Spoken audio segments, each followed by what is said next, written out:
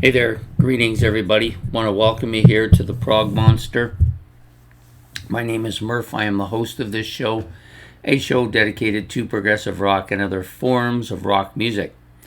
So we're here to do an episode of What's New, and the band we're going to feature tonight is called Thought Chamber, and the album is Myst Of Liad. I believe that's how you pronounce it. So this will be coming out very late. I didn't get in till late.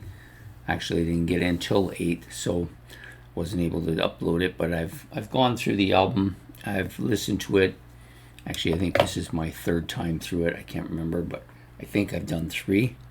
Thought Chamber is I guess, the best way to describe them. Sorry.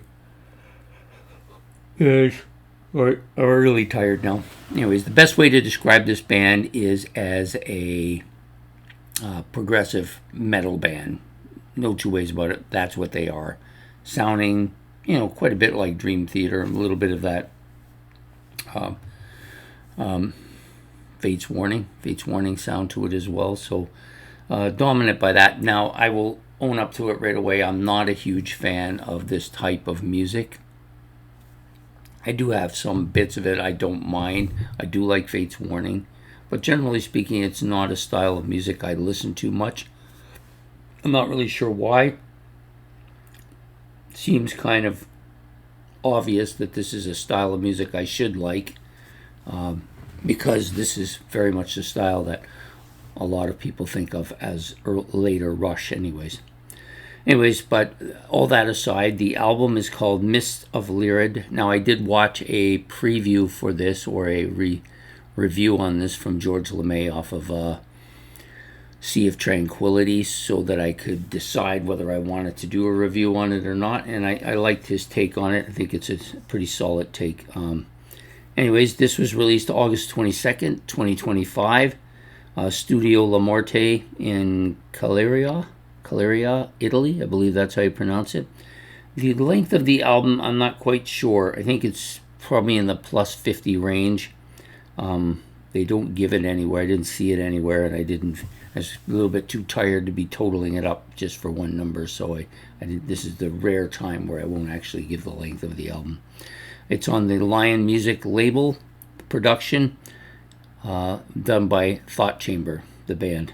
Okay, so in the band we have Michael Harris on guitars, keyboards, and vocals, Bill Jenkins on keyboards, Mike Haid on drums, Jeff Plant on bass, and then you have a trio of vocalists. Devin Graves lead vocals. Sorry, it's going to be tough to keep from yawning tonight. Travis Willis lead vocals, and John J.C. Culpepper, or Culpepper, not really quite sure how you say it, also lead vocals. So there are a total of, I don't want to mistake this up. Yeah, I thought so. There are 10 tracks on this. Some of them quite lengthy. You got a couple over 9 minutes anyways. The overall feel of the album, very complex, very typical progressive metal sounding. Lots of complex key signatures, lots of complex musical arrangements. The guitars are pretty dominant on this particular album. There are some keyboard parts, of course, but I don't think it's quite as dominant as the guitar parts. And you have a surprisingly, to me anyways, I was surprised at the fairly large number of acoustic guitar bits that were on the album as well. Drumming is very good, very timely, lots of fills, fast-paced.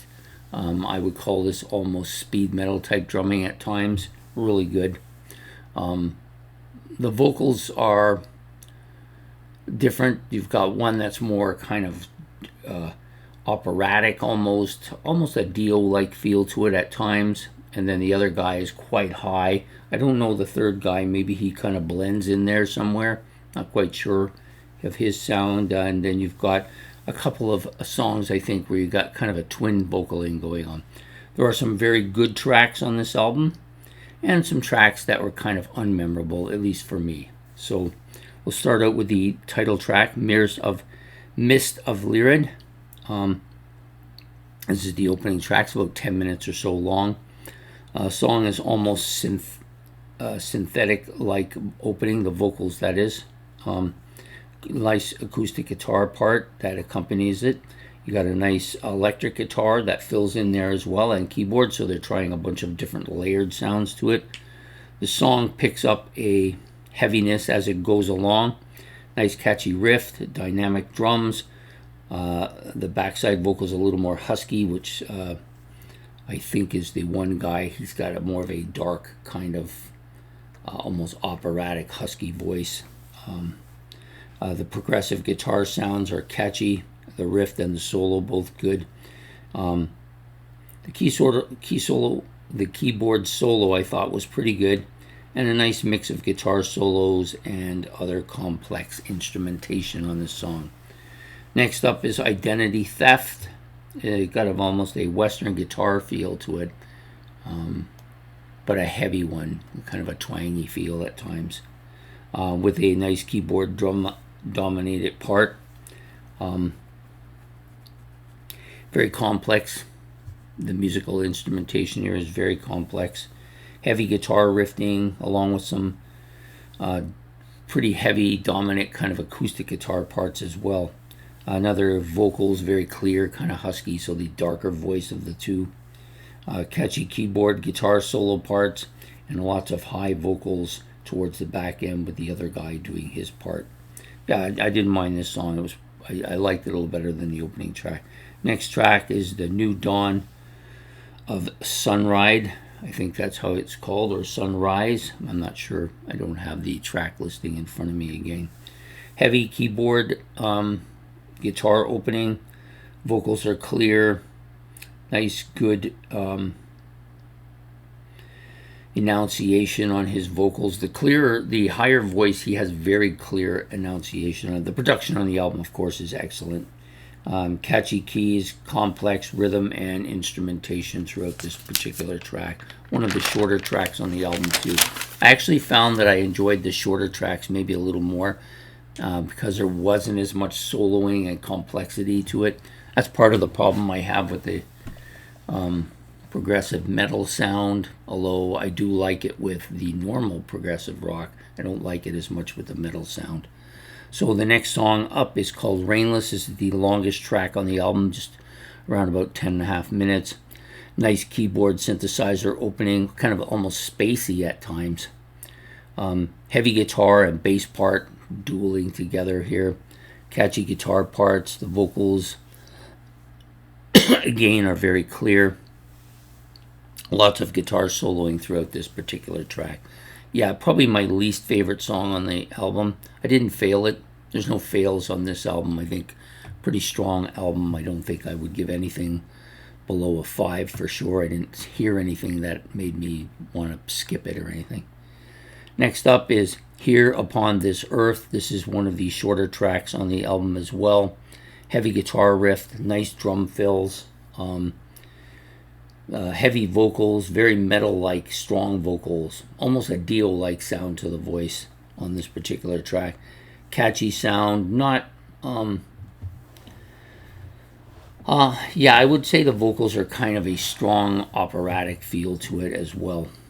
Very complex song. I did like this track. It's probably one of my two favorites on the album. Next is called Shine Again. This is a heavier track, a little bit longer, kind of mid-range in length, around 6 minutes or so. Heavy, catchy riff, lots of nice guitar parts. Vocals are high-end, very complex guitars at times. And overall, I found the riffing kind of catchy as well. Next is Digitalized. This is probably the other song that's my favorite on the album. Nice, catchy riff, melody. I like the use of the twin vocals here. You got both guys singing, and maybe the third guy's in there, or maybe there's one of the two and the third guy is singing. I'm not sure how that's working, but it's catchy. I did like that. I did like the solo here. I thought the song was complex without being too meandering at times, which is something that I find with these type of bands, a little bit too much meandering. There is some of that on this album, but not on this particular track. Next up is a Twinkle in Time complex. A Twinkle in Time is the name of the song. Kind of a complex song. up-tempo, fast track. This was one of the weaker tracks, though I didn't find it terribly memorable. And then you have Nicotophobia. I believe that's how you say it. Nicotophobia. It's kind of a slow melodic opening, a little bit of acoustic guitar part here, a melodic voice, very kind of sterile almost, a strong acoustic part throughout this particular track. Probably one of the reasons I kind of liked it quite a bit. Not one of my favorite tracks, but definitely in the upper echelon of the album.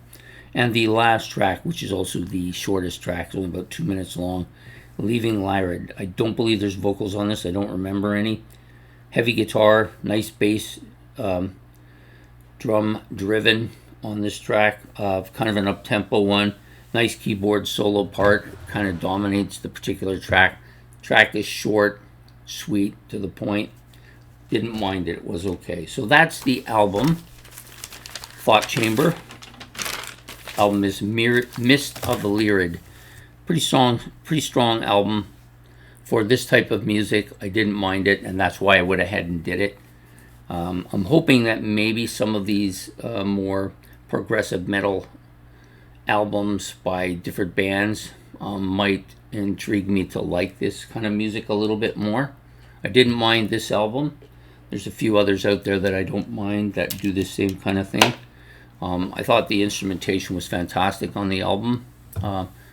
The complexity was almost extreme at times, but really good. So that's my take on Thought Chamber, Myst Of Liad.